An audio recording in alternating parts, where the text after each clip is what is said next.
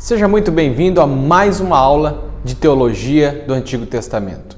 Hoje damos início ao nosso segundo módulo, mas continuamos a tratar os temas, que é uma forma, um método de estudarmos a teologia do Antigo Testamento. O tema de hoje são as concepções messiânicas veterotestamentárias, isto é, a concepção que se tinha no Antigo Testamento de Messias. Como se compreendia essa figura, ou no caso, as figuras, as ilustrações, as percepções de Messias no Antigo Testamento? Nós sabemos que esse é um assunto fundamental para a visão cristã. É angular o fato de que Jesus é o Cristo, isto é, o Messias. Isso é angular, fundamental e basilar para a fé cristã. No entanto, nós precisamos, mais uma vez, nos relembrarmos que, para entendermos a teologia do Antigo Testamento propriamente dita, nós temos de retroceder na revelação e voltarmos-nos para os textos do Antigo Testamento e daquela percepção ainda não tão aclarada acerca do Messias. Por isso, nós devemos deixar um pouco de lado, em um primeiro momento, a revelação mais abrangente, mais clara, mais específica sobre o Messias na pessoa de Jesus Cristo, o que é apontado no Novo Testamento, para conseguirmos compreender aquilo que o Antigo Testamento vinha, ao longo da revelação divina, trazendo em relação a esse personagem. No caso, veremos como existem diversas visões sobre Messias ou Messias, vários Messias no Antigo Testamento. Vamos estudar um pouco mais para conseguir entender e compreender exatamente este fato.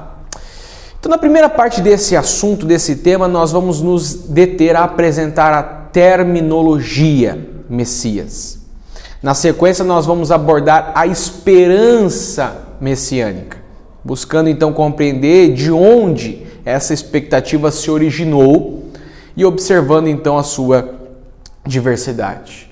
Por fim, nós vamos falar então da pluralidade messiânica, dando enfoque nos principais conceitos que se tem da figura messiânica, isto é, como servo sofredor, como filho do homem e mesmo como rei que governaria o povo de Deus em nome do Senhor. Vamos então do primeiro ponto, acerca das concepções messiânicas veterotestamentárias, que é tratar um pouco da terminologia. A palavra Messias, Machia, no hebraico, ela pode se referir ao longo do Antigo Testamento para designar o príncipe messiânico. Essa palavra pode designar no Antigo Testamento o rei de Israel. Essa palavra pode também retratar um sumo sacerdote, Ciro, ou até mesmo patriarcas e reis ungidos. Então essa mesma palavra, ela é usada e aplicada em todos esses diferentes contextos no Antigo Testamento.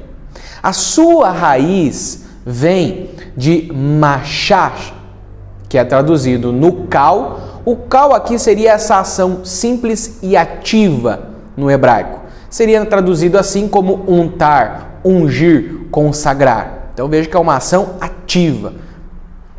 Já no nifal, que seria essa ação mais simples, passiva ou até mesmo reflexiva, então seria ser ungido. Então a palavra tem total relação com ser ungido, tá? Então a característica designativa para Machia é ser um ungido de Javé, Jeová, Yavé, né? Ou como você achar melhor.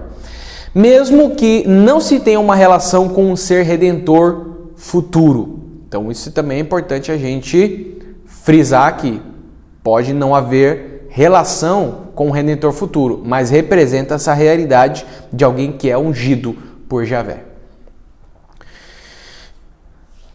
Heinz e Claus, eles dizem o seguinte no seu livro: a unção, essa unção, podia ser realizada pelos homens de Judá, anciãos de Israel, pelo povo de Israel, por toda a Assembleia E nós também podemos ver de maneira muito especial que poderia ser realizado pelo profeta, pelo sumo sacerdote, que agiam ali por incumbência de Yahvé, considerando a unção efetuada pelo próprio Deus. Então, por mais que ali os agentes, as pessoas que ungiam esse indivíduo, que se tornava ungido, que se tornava de alguma forma o Messias, nesse sentido de ungido, por mais que fosse o profeta, o sacerdote quem realizasse essa ação, isso era percebido como uma ação em que o próprio Deus estava ali através deles realizando. Então a unção era uma autenticação da parte de Deus para com o indivíduo. A unção, ela tinha a finalidade de implicar uma mudança de status. Então, a partir da hora que ele foi ungido, mudou. Alguma coisa mudou nele. O que era mais ou menos isso que acontecia? Veja que pela unção, a pessoa se tornava príncipe, rei ou mesmo profeta no Antigo Testamento. E essa unção é como que transmitia força, poder, reputação, santificação e a posse do Espírito. Vemos os contextos onde o indivíduo é ungido e logo então o Espírito do Senhor está ali e se apodera, ele atua. Em correspondência com isso, o ungido era considerado como sacrossanto, porque aquela unção designava uma autoridade, uma incumbência divina. Deus estava legalizando, autenticando aquele indivíduo. Ser ungido, então, representaria o quê? A eleição e a legitimação teocrática. Deus escolheu ele. Pelos textos, percebe-se que o fato de ser ungido gerava um privilégio em autoridade como representante ou autorizado por Deus para algum fim específico. Sicre diz que a unção equivale a uma designação e que inicialmente ela carecia do sentido religioso. O que mais tarde veio a acontecer por dar a este ato de ungir uma interpretação teológica de que é Deus quem unge o monarca através de um sacerdote ou profeta. Então, inicialmente não possuía um sentido religioso, mas logo com o tempo deu-se a interpretação e percebeu-se que aquilo era realizado de uma forma que estava relacionado com Deus e a sua legalização e autenticação do indivíduo. Então aí sim teve um sentido religioso. Isso tornava interessante ao rei, porque ele se transformava de alguma forma em um personagem sagrado, né? Ele era visto como o ungido de Deus e também era algo bom aos olhos dos próprios sacerdotes e profetas, porque isso demonstrava a sua autoridade sobre o rei, né? Ele estava sendo ali o instrumento de Deus para a unção, para ser ungido como tal. Ainda que Fabre diga que Machia não se vincula à ideia de um redentor futuro no Antigo Testamento e no judaísmo primitivo, e que só foi usado pela primeira vez para designar um Messias, nesse sentido de um personagem desta forma, nos Salmos de Salomão, que é já um livro apócrifo, que se deu ali próximo ao tempo do Novo Testamento, e no Novo Testamento pode-se perceber, ao menos, que ser ungido representava ser eleito, então, por Yahvé, estar estritamente ligado a ele, bem como representá-lo.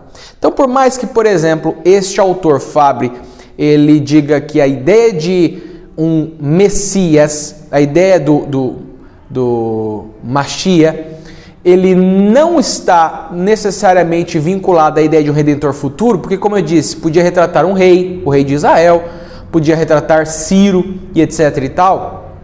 Ele diz que isso só vai surgir posteriormente. Mesmo com essa crítica dele, nós conseguimos constatar o quê? Que, inevitavelmente, o fato é que ser o Messias, nesse sentido de ser alguém ungido, significava e representava alguém eleito. Deus escolheu aquele indivíduo para algum fim, para algum propósito específico. Ele estava também, de alguma forma, ligado intimamente com Deus e, além disso, o representava. Então, essas são características que estavam relacionadas à ideia do Mashiach, desse ungido pelo Senhor, tá certo? Caminhando nesse sentido, Forer também afirma: o Messias não é, ele faz essa crítica, um ser sobrenatural que desce à terra, mas um ser humano como qualquer outro. Ele é superior apenas por causa de seu relacionamento particularmente estreito com Yahvé, de quem é representante, e por ser descendente da antiga dinastia. Então, Forer tem aquela visão, na verdade, que tenta colocar o Antigo Testamento sem, claro, a revelação do Novo Testamento. Então ele desvincula como se fosse uma outra ideia que existia no Antigo Testamento daquela que é proposta no Novo. Claro que nós não concordamos com isso, então nós estamos avaliando aqui a crítica que eles também realizam, que é essa ideia de que existe ali uma ideia terrena sobre o Messias a princípio. Porque, de fato, em alguns sentidos e aspectos, a ideia de Messias era realmente humana quando se tratava muitas vezes dessa perspectiva de um rei. Falar sobre Messias é falar sobre alguém que era ungido. Então a gente tem muita ideia de que Messias era um indivíduo específico no futuro escatológico, que falava da salvação do mundo, etc e tal, mas isso é claro no Novo Testamento. Quando voltamos para o Antigo Testamento, percebemos que a ideia de Messias, ela é construída a partir dessa ideia de unção. Alguém que era ungido, alguém que era eleito, alguém que era escolhido por Deus para um fim específico, como o próprio rei, como o próprio Ciro, que era um pagão e foi chamado assim, de ungido do Senhor, foi chamado, designado como esse Messias de alguma forma, em algum sentido. Tá certo? Então é nesse sentido aqui que de fato se tinha uma ideia terrena do Messias, muito histórica para aquele momento, e não aludindo a um Messias futuro. Então é nesse sentido que nós estamos falando aqui. Apesar de ser apenas um ser humano comum, segundo ele, ele tem o status de representar o próprio Deus, de ser seu governante aqui na terra, e por isso identifica-se como um rei.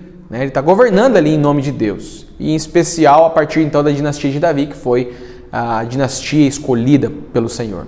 Porém é importante lembrar que para Forer a visão original de Messias não se vincula à ideia de um redentor escatológico, assim como nós cremos, como aponta o Novo Testamento, o qual só veio existir uma visão posterior. Então Forer ele diz que essa visão ela veio existir, mas só veio existir posteriormente. A princípio era uma ideia de um Messias terreno, humano e que apenas representava Deus, tá certo? Mas ao falar isso, o fato é que Forer ele acaba concordando que o Messias ele foi entendido, ainda que tardiamente, mas ele foi entendido como uma figura política e escatológica, tá certo? Vamos falar então, tendo entendido um pouco da terminologia, que Messias não necessariamente signifique esse redentor futuro, escatológico, tal como nós designamos Jesus, mas no Antigo Testamento é um termo aplicado para todos aqueles que vimos lá, os reis ungidos pelo Senhor e muitos outros, até os próprios patriarcas. Vamos falar um pouco então da esperança messiânica, de onde tudo isso foi sendo gerado, se originou. Conforme nós já abordamos, o termo Mashiach no Antigo Testamento geralmente não se refere a uma figura salvadora do futuro, mas um personagem histórico do presente, geralmente rei, e poucas vezes relacionado aos sacerdotes, patriarcas e profetas. A esperança escatológica de um mundo feliz e justo, trazido pela força divina por meio de uma ou várias pessoas, é elaborada a partir de um longo processo e não por um momento pontual. Então não foi um momento que trouxe à tona essa realidade, foi um processo uma formação de uma ideia. Por esse motivo, a busca pelo surgimento dessa esperança deve ser muito mais minuciosa. A chave para o desenvolvimento dessa esperança messiânica começa com a teologia davídica, que pode ser chamada de ideologia régia. A ideologia régia seria essa noção do reinado de Yahvé através do seu rei terreno. E ele seria constituído como? Pela unção. A unção vem então essa ideia de Messias, de alguém que é ungido, alguém que é autenticado. Em Isaías 6 pode-se perceber esta visão, quando o profeta diz que viu o Senhor em um alto e sublime trono e que os serafins clamavam se referindo a ele, o Senhor dos exércitos. Ao descrevê-lo assim, Isaías o apresenta como o rei. Deus é o rei, ele está no alto e sublime trono. Tá certo? Então é ele quem governa. E assim ele está governando todo mundo. E esse reinado vai se dar de maneira relacionada àquele que é ungido. Aquele que se torna um representante legalizado, capacitado da parte de Deus. O próximo passo é somarmos a essa realidade alguns eventos que colaboraram para a construção desta expectativa.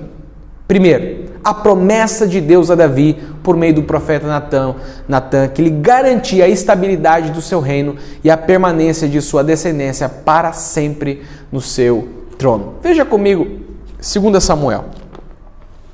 2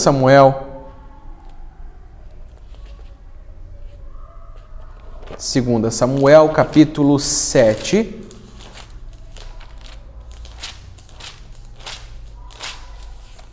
Verso 12 ao 16 diz: quando teus dias se cumprirem e descansares com teus pais, então farei levantar depois de ti o teu descendente, que procederá de ti e estabelecerei o seu reino. Este edificará uma casa ao meu nome, e eu estabelecerei para sempre o trono do seu reino. Eu lhe serei por pai e ele me será por filho. Se vier a transgredir, castigá-lo-ei com varas de homens e com açoites de filhos de homens. Mas a minha misericórdia se não apartará dele, como a retirei de Saul, a quem tirei de diante de ti. Porém, a tua casa e o teu reino serão firmados para sempre diante de ti. Teu trono será estabelecido para sempre. Então, essa é uma promessa de uma permanência do reino de Davi a partir da sua descendência. Então, somando uma ideia com a outra, chegamos então a outro ponto: a sobrevivência relativamente longa do reino de Judá. Então, nós sabemos que o povo de Judá sobreviveu ainda muitos anos a mais do que o povo de Israel do norte. Judá, no sul, sobreviveu mais de 100 anos. A Síria levou cativo, destruiu o reino do norte em 722. Já o reino do sul foi levado, foi destruído em cativeiro só a partir aproximadamente do ano 604 a.C., depois na sequência 597 e 587 a 86. Portanto, nós percebemos uma permanência do Reino do Sul em mais de 100 anos depois do Reino do Norte.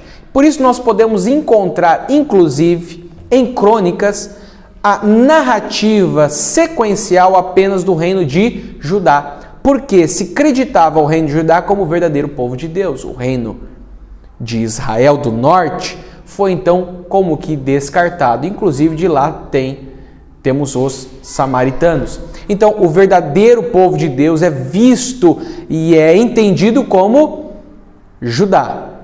E a linhagem de Judá segue sendo governada sempre por quem? Davi.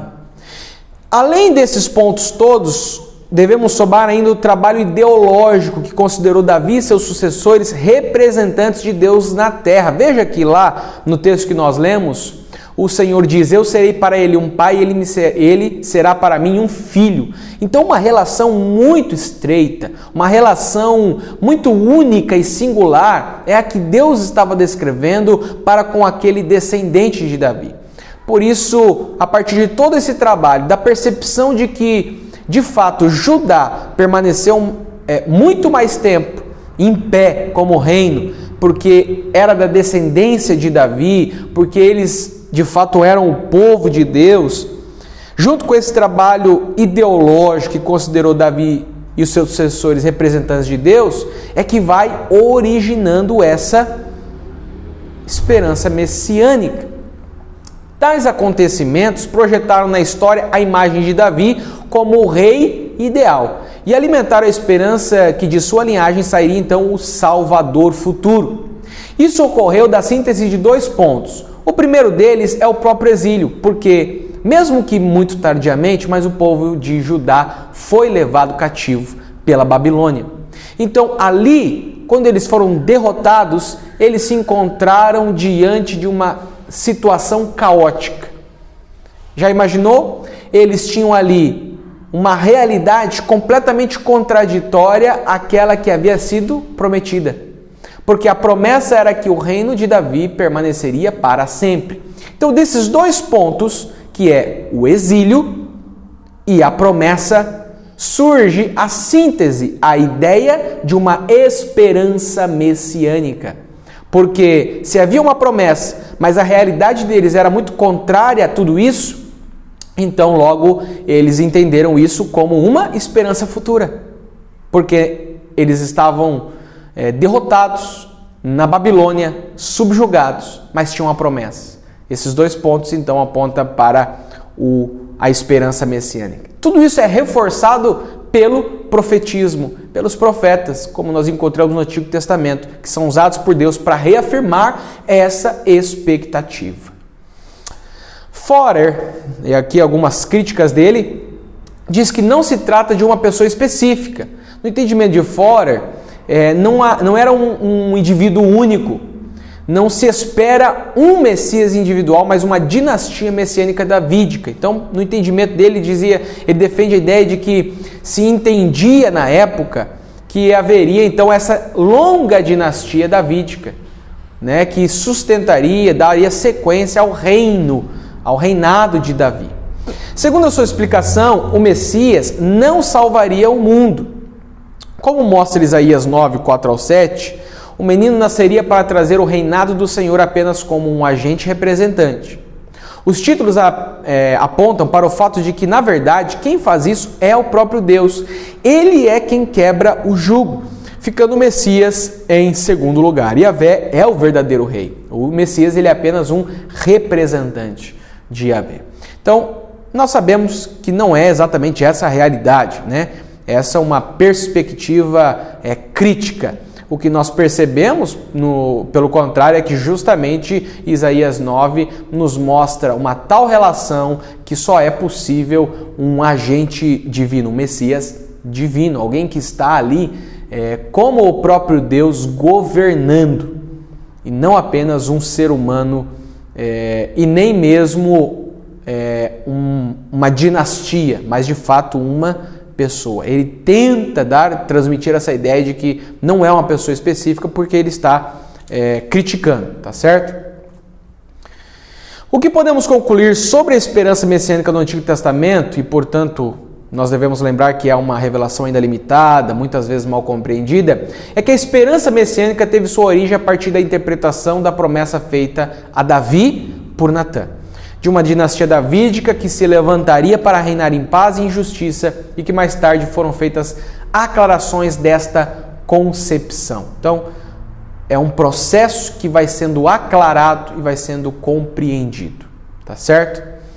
Vamos falar então o nosso último ponto sobre a pluralidade messiânica. Nós utilizamos o termo concepções messiânicas veterotestamentárias justamente por ser um tema que não se pode colocar dentro de uma única visão ou mesmo de um sistema gradativo único, mas é um assunto que se apresenta a partir de diferentes percepções. Isso porque Deus utiliza essas diferentes percepções para ressaltar o mesmo personagem. Isso nós sabemos no Novo Testamento, mas no Antigo isso não está muito claro. Em seu artigo, O Servo Sofredor e o Messias Davídico, por exemplo, Honley, ele tenta desconciliar as visões do servo sofredor e do Messias davídico, ou seja, ele tenta dizer que um é um e o outro é outro, como se fossem duas pessoas separadas, como se fosse entendido como duas pessoas distintas, tá certo?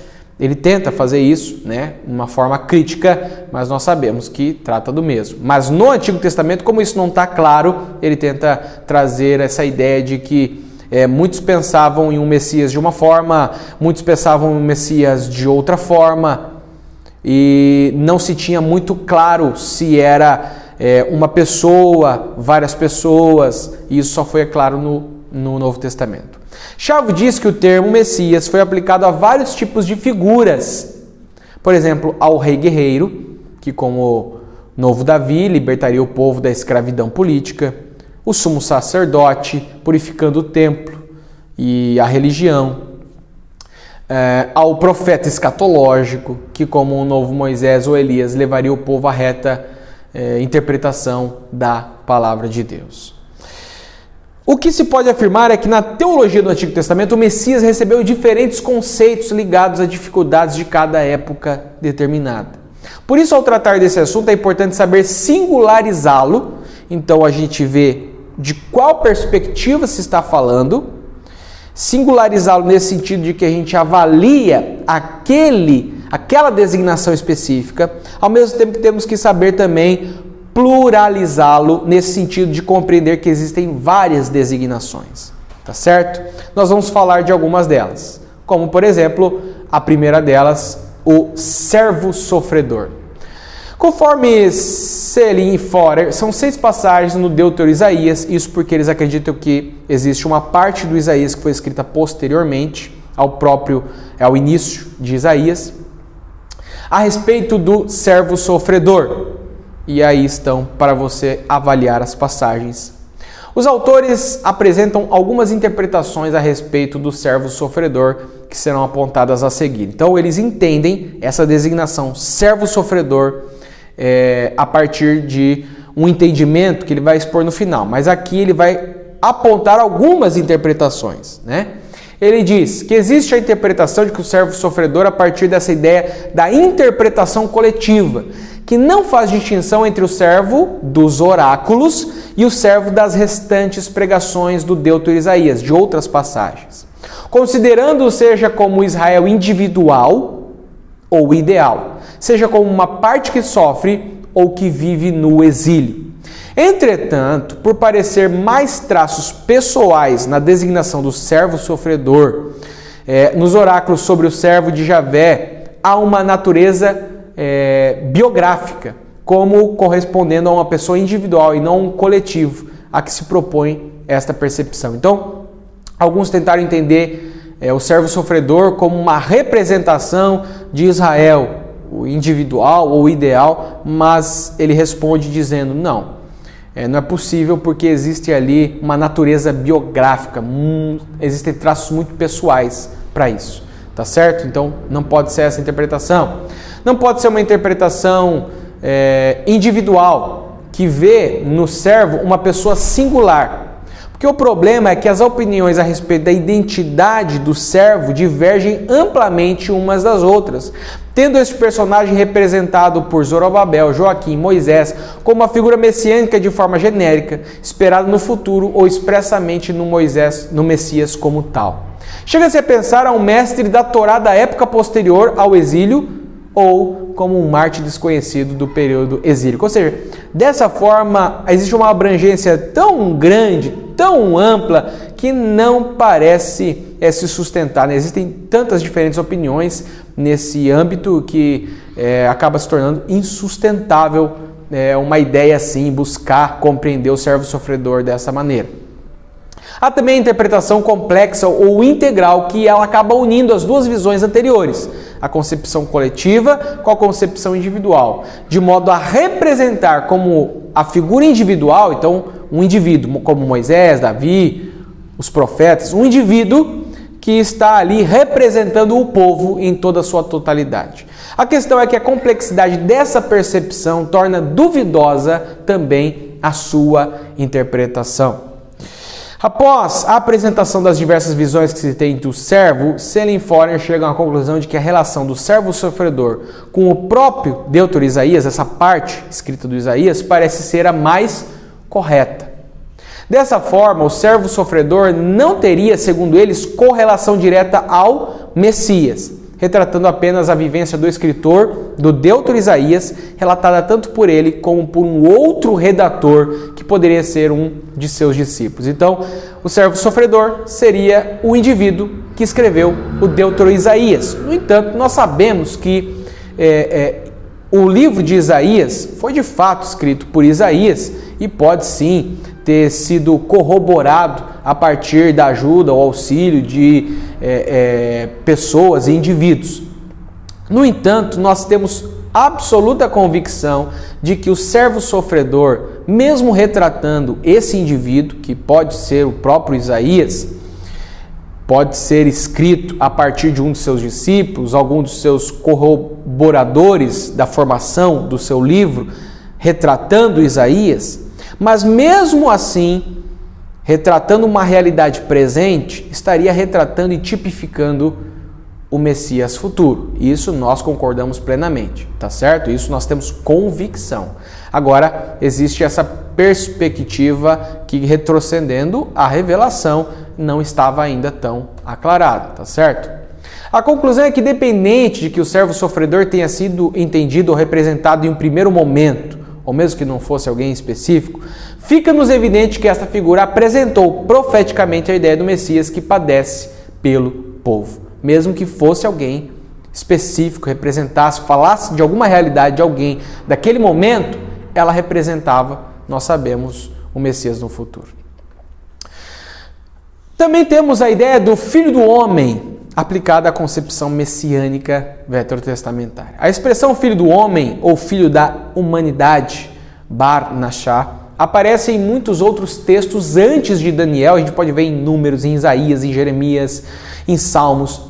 Porém, é em Daniel que a expressão recebe essa designação messiânica. O livro de Daniel ele insere a misteriosa figura do Filho do Homem no contexto do julgamento celeste dos 4 animais que representam os 4 reinos.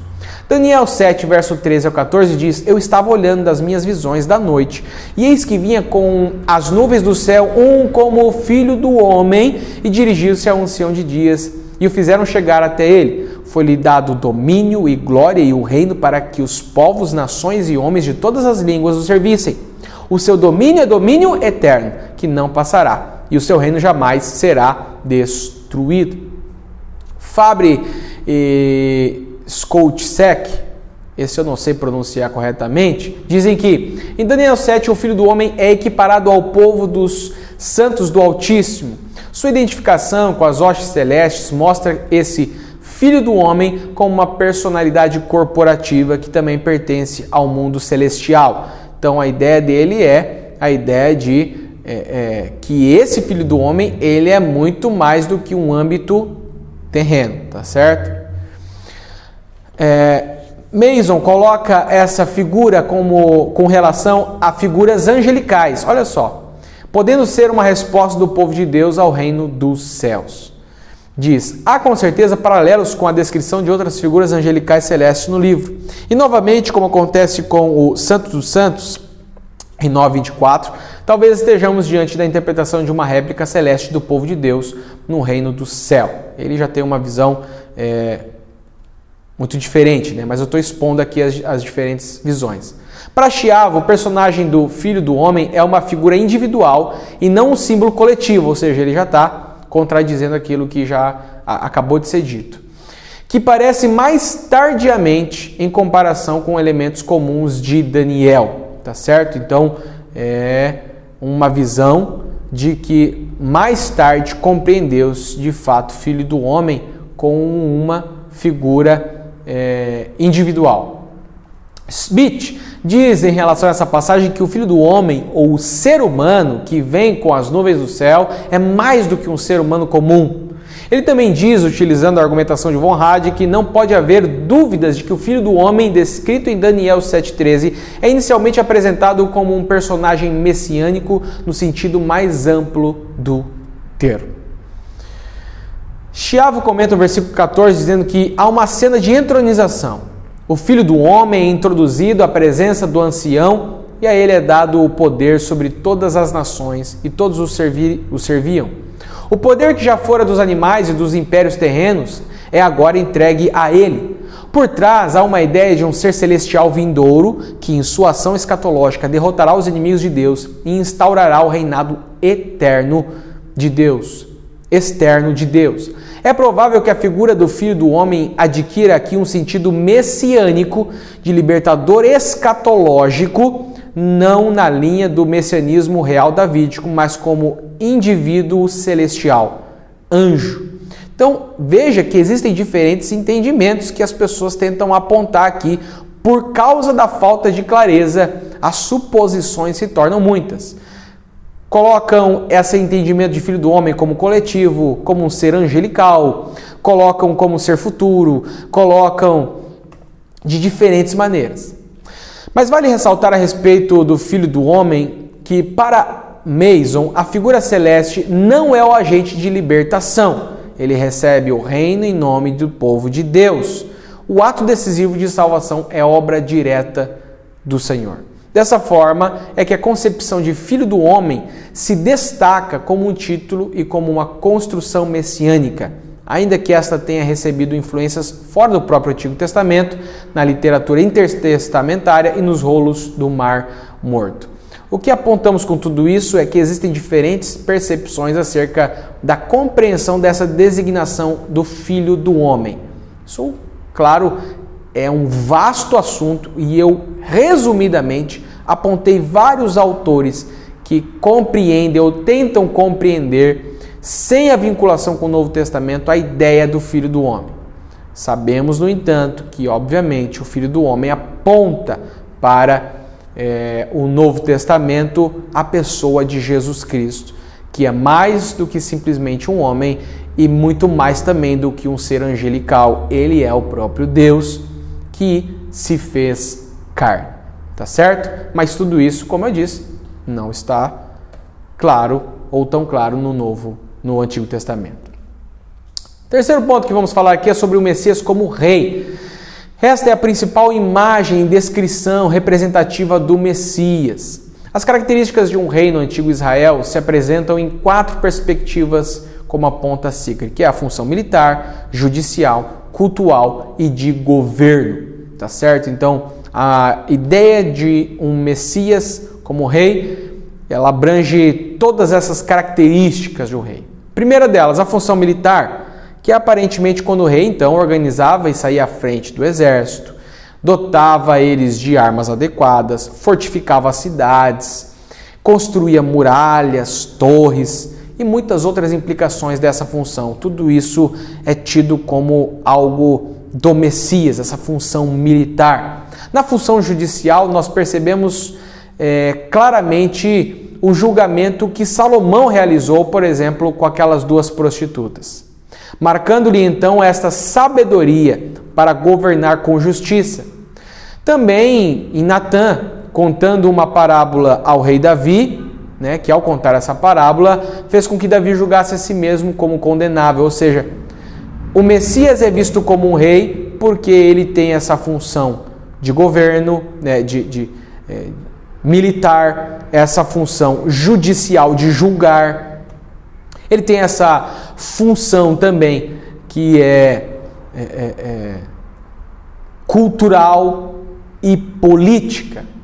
Porque pode parecer estranho para as mentes atuais ligar os âmbitos cultural e político ao mesmo ponto. Mas para a mentalidade do Antigo Oriente, do Antigo Testamento, isso era totalmente comum. Isso pode ser visto na oferenda de sacrifício em 1 Samuel 13, 9. Porque ali nós percebemos que é Davi, que era o rei, que introduz a Arca da Aliança em Jerusalém e também projeta construir um templo ao Senhor. O que ocorre com Salomão, que além de construir o templo, ele presidiu a cerimônia inaugural. Então, esse âmbito cultural também faz parte dessa figura de rei. Então, nisso também podemos encontrar a visão de Messias. Por último, também a função que é a de maior destaque, que um rei exerce, que é a função de governo, pois o rei deveria exercer todos os dias, todos os momentos, seja na política econômica interior, cuidando, por exemplo, de como construir armazéns para evitar a fome, seja nessa política exterior, negociando cavalos, alimentos, armas com outros povos. Aqui também entram os tratados de paz com os demais povos. É o rei quem escolhe a capital, quem forma o exército.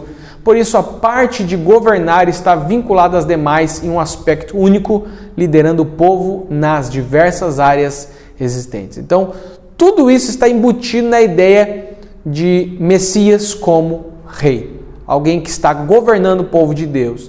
E isso de maneira que implica na questão judicial, na questão cultural, claro, na questão cultural, na questão econômica, em todos os âmbitos. A ideia do Messias, ungido como rei, surge então do ideal davídico, que era o rei, né? 1 Samuel 13 nos apresenta ali a esperança por um Messias, rei em Israel. Começa então com a moldura que apresentam de Davi, que é o quê? Um homem que é segundo o coração de Deus. Ele é escolhido porque ele é um homem segundo o coração de Deus. Deus escolhe Davi porque ele é um homem segundo o seu coração. Então ali já começa a colocar a moldura de que Davi é este ideal, tá certo? 2 Samuel 7,16, né? No início essas passagens tinham um propósito de concretizar o reinado de Davi, que é aquele que nós lemos aqui que fala do reinado, da permanência do reinado. Então, Davi é visto como homem segundo o coração de Deus. É feita essa ideia, transmitida essa ideia de Davi como um rei ideal. Fala da sua permanência e então todos aqueles outros fatos que nós vimos lá, né? O povo de Judá permanecer, depois sofrer o exílio, ter a esperança das promessas, projetam para um futuro de que Deus enviaria, restauraria o reino de Judá, no caso, o verdadeiro Israel de Deus, e seria governado pela dinastia davídica, que era entendido como o rei ideal. Tudo isso fortificado pela profecia dos profetas. Eu gostaria de deixar aqui algumas passagens messiânicas para sua leitura. Existem muitas, eu deixei apenas algumas aqui. Eu queria pedir como trabalho para você que você me enviasse 5 outras passagens que apontam para a realidade messiânica, que falam sobre o Messias, mas que sejam mais claras acerca do Messias escatológico, futuro, não Messias nesse termo que eu muitas vezes utilizei aqui para designar simplesmente um rei, para designar Ciro, para designar patriarcas ou pessoas comuns, mas textos claros que designam o Messias escatológico. 5 passagens, tá bom? Depois você me envia. Que Deus te abençoe e até a nossa próxima aula.